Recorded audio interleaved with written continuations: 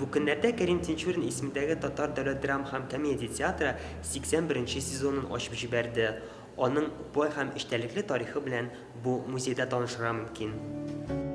Kerim Tinçur'un ismindeki Tatar Devlet Drama hem Komedi Tiyatro'nun icad yolu 1933 yılının 6 noyabrında başlana. Ул көнне Питрәш районы Шәле авылында Кәрим Тинчурин һәм Кави Нәҗми әсәре буенча Булат Бабай семьясы спектакле куела. 1933 yılının 6 noyabr ertesi менә шу театрыбызның алдына 12 Жигүле ат килеп туктый. Алар шул кадәр матур итеп бизәлгән була. Арбаларда салам иемнәре, алар өстенә матур япмалар ябылган. Безнең артистларыбыз дулкынлану хисләре, кабалану, борчылу хисләре, шул ук вакытта шатлану хисләре кичерәләр. Чөнки алар зур юлга Питрәш районының Шәле авылына беренче тапкыр гастрольгә кузгала. 81 сезон башлану уңайыннан театрга ветеран артистлар аларның туганнары килде.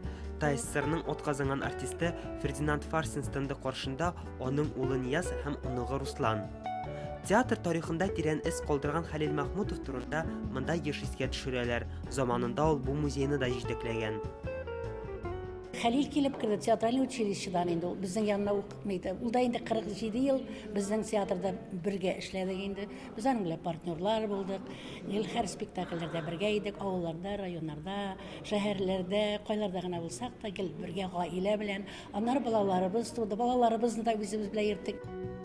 Театр әһелләре исәннәрнең кадерен, үлгәннәрнең каберен белеп яши. Театрда беренче ел эшләп, Яман Чирдән бакыйлыкка күчкән яшь сәхнә йолдызы Айгөл Әхмәтованың әнисе бүген дә премьералар белән танышып барырга тырыша. Театрдагы менә бу иптәшләренә һәрберсенә бик зур рәхмәтебезне белдерәбез килә. Кызыбызны шулай хөрмәтләп, зурлап соңгы юлга озатканнар өчен. Бик зур рәхмәт. Аларның рәхмәте җитсен аларга. Ходай аларга мондый кайгы күрсәтмәсен берсенә дә. Я Раббым бирхлайм, амин.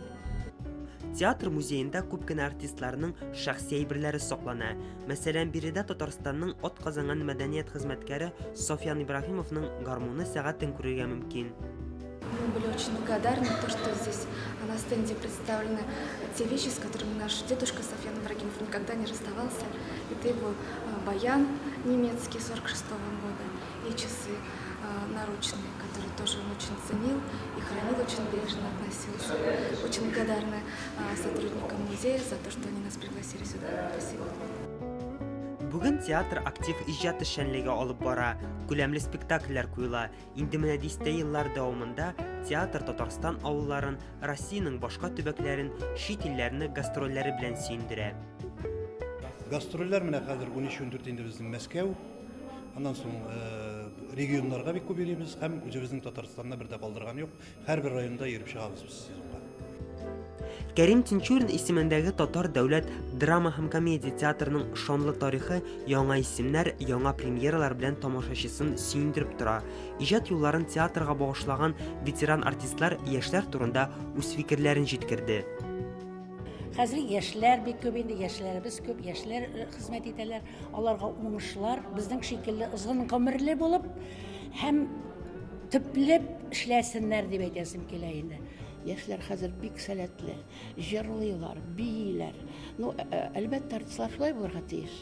Алар җырларга да тиеш, биергә дә тиеш. Сүзләре дә матур, сөйләүләре дә дөрес, дикциясе дигән сүз инде. Матур спектакльләр. Мин бик шатланам менә. Читтән торып, мин инде хәзер эшләмим. Читтән торып театр өчен бик горурланам. Тамашачыга телим безнең театрны онытмыйча, гел йөрсеннәр. Икенче йортлары әйләнгән театрга кунакка килгәндә артистлар күмәк фотосурәткә дә төшәргә онытмый.